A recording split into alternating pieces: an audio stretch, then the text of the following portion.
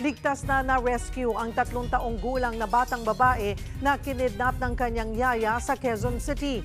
Habang sa Cabuyao, Laguna, patay sa saksak ang isang ginang matapos looban ang pinagtatrabahuhan niyang gadget store. Magbabalita si Hannibal Talete. Yung bag mo ate. Sabik na niyakap ng batang babae na ito ang kanyang ate matapos siyang mailigtas sa kamay ng yaya na kumidnap sa kanya. Inaresto ng mga otoridad ng 24 anyos na kasambahay sa FPJ Avenue sa Quezon City kung saan sana magkakabayaran ng ransom. Sa investigasyon, linggo ng gabi, isinama na kasambahay ang bata. Itong kasambahay na almost 2 years na naninilbihan doon sa ating complainant, nagpaalam na kukuha siya ng gamot sa adjacent house nila. So pumayag naman tong complainant, no? Kasi siyempre kasambahay nila kasama yung 3 years old na bata. Kwento ng mga magulang ng bata sa mga pulis. 2 taon ng yaya ng bata ang suspect. Pero noong linggo, bigla na lang nitong isinama ang bata at hindi na sila bumalik.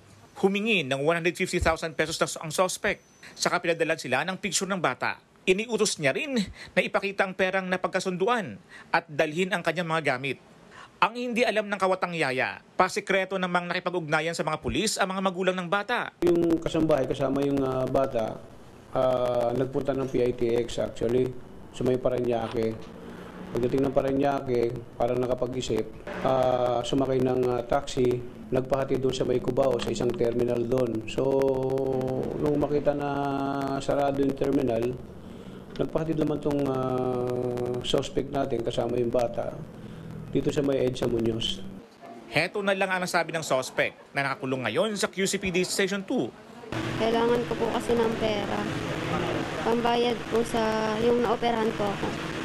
Duguan ang babaeng empleyado ng gadget store na ito matapos pagsasaksakin sa Cabuyao, Laguna. Tad-tad ng saksak sa balikat, leeg at tiyan si Jonah.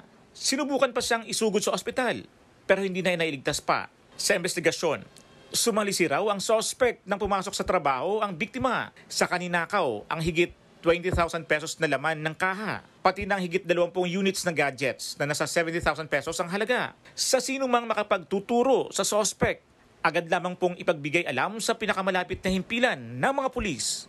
Ako si Hannibal Talete para sa 1PH.